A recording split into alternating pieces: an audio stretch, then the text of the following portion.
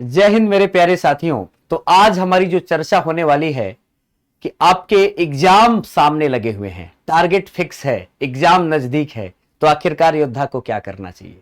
कुछ लोग UP PCS की तैयारी कर रहे हैं, कुछ लोग वन दरोगा की तैयारी कर रहे हैं, कुछ लोग वीडियो री एग्जाम की तैयारी कर रहे हैं। तो आपके सामने लक्ष्य निश्चित है, सीआरपीएफ की तैयारी कर रहे हैं, आपके सामने लक्ष्य निश्चित है, फिक्स है, एग्जाम भी पास में है, एग्जाम को होना है। तो आखिरकार एक योद्धा को क्या करना चाहिए, आज इसी पर चर्चा है।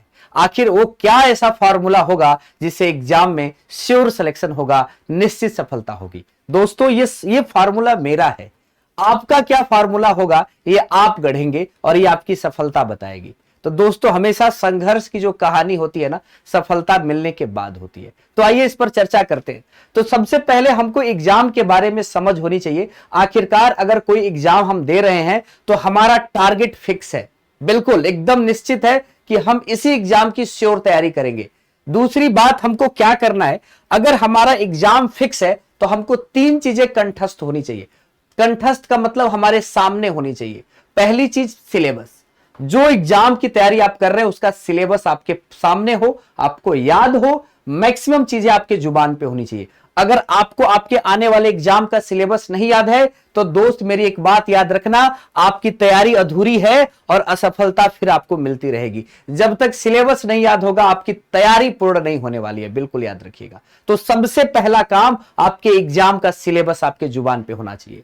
और जो प्रीवियस ईयर के क्वेश्चन है, जो पेपर का पैटर्न है, अगर ये आप देख लें तो यहां से आपके तैयारी का लेवल पता चलता है। तो सिलेबस के साथ साथ आपको पेपर का पैटर्न याद होना चाहिए। और तीसरी बात जो है, आपकी प्रिपरेशन की क्या स्ट्रेटजी है, यही तीनों बात आपके एग्जाम हॉल में आपकी सफलता का मानक तय करेगा। तो अगर हम बात करें सिलेबस की दोस्त, तो सिलेबस को तीन हिस्से में बांट रहे हैं। किसी भी एग्जाम का कोई सिलेबस जो होगा वो एलन के रूल पे काम करता है कि 20% मोस्ट इंपॉर्टेंट टॉपिक और 80% जो होते हैं आपके लेस इंपॉर्टेंट टॉपिक होते हैं। लेकिन यहां से भी क्वेश्चन आते हैं, लेकिन इसको ज्यादा में से कम क्वेश्चन आते हैं या कम में से ज्यादा क्वेश्चन आते हैं, इस बात को ध्यान दीजिएगा। लेकिन मैंने इसको तीन भागों में तोड़ा है, आप कंप्लीट सिलेबस को भी तीन भागों में तोड़ लें। मोस्ट इंपॉर्टेंट टॉपिक, जिसका कंटेंट, जिसकी मात्रा तो कम है लेकिन जिससे ज्यादा सवाल आने हैं, पहले इसको तैयार करें, फिर आप इंपॉर्टेंट टॉपिक को तैयार करें और लास्ट में आप जनरल टॉपिक को तैयार करें।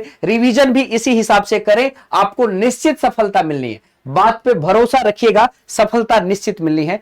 अगली बात, पेपर का पैटर्न कैसा होना चाहिए। तो पेपर का पैटर्न से आपको यह पता चलेगा प्रीवियस ईयर के पेपर से कि आपके तैयारी का स्तर क्या होना चाहिए, कैसे एग्जाम को तोड़ना होगा, पेपर कैसे आने वाले हैं, उसके कठिनाई का लेवल पता चलेगा और आपकी वास्तविक स्थिति भी पता चल जाएगी। आपकी तैयारी किस स्टैंडर्ड की है, किस हद तक आपने उस विषय को तैयार किया हुआ है। तो बिल्कुल यहां से आप अपने वीकनेस को क्या करेंगे, यहां से आप अपने वीकनेस को अधूरा नहीं छोड़ेंगे, इसको फिर मजबूत कर लेंगे और यहां से आपका स्ट्रेंथ भी पता चलेगा। और याद रखें, जब भी मॉक टेस्ट दें, जब भी आप प्रीवियस ईयर के पेपर को देखें तो फुल कॉन्फिडेंस वाले सवाल को ही करें, वहां पर तुक्का ना लगाएं। एग्जाम में भले तुक्का लगाइएगा, लेकिन यह पेपर देते वक्त घर पे कभी भी तुक्का लगाने की कोशिश न करें, वरना वास्तविक स्थिति का आकलन नहीं लग पाएगा। दूसरी बात, आपकी स्टडी हमेशा क्रिएटिव होनी चाहिए, वो रीडिंग हो या राइटिंग हो, बुक पढ़ रहे हो या किसी का वीडियो देख रहे हैं, आपके पास अपनी जो ज्ञान है उससे कुछ चीजें उसमें बढ़ाइए, उसका इनपुट दीजिए। आप हमेशा जगे रहेंगे और इतिहास रच देंगे। और जो कोई भी टॉपिक पढ़े हैं उसके बाद उसका नोट्स बनाइए। पहले नोट्स बना के ना पढ़िए, पहले पढ़िए फिर नोट्स बनाइए और उसके बाद उसका आत्ममंथन करिए, चिंतन करिए। याद रखिए, तरीका यही है। बाद में आप यही तरीका अपनाएंगे तो सफल होंगे। तो आज ही अपनाना शुरू कर दें। पहले रीडिंग, फिर राइटिंग, उसके बाद उस टॉपिक पर चिंतन करिए, मॉक पेपर दीजिए, पता चल जाएगा कितने लेवल तक की तैयारी है, क्या अधूरा है और इसी कमी को पूरा कर दीजिए। बिल्कुल याद रखिएगा कि संकल्प का कोई विकल्प नहीं होता, कभी भी संकल्प का कोई विकल्प नहीं होता। अगर विकल्प है तो संकल्प को कमजोर कर देता है। अगर एग्जाम का टारगेट आपने बना लिया है और आपका टारगेट फिक्स है तो सफलता निश्चित मिलेगी। आपके आगे आने वाले एग्जाम की बहुत सारी शुभकामनाएं।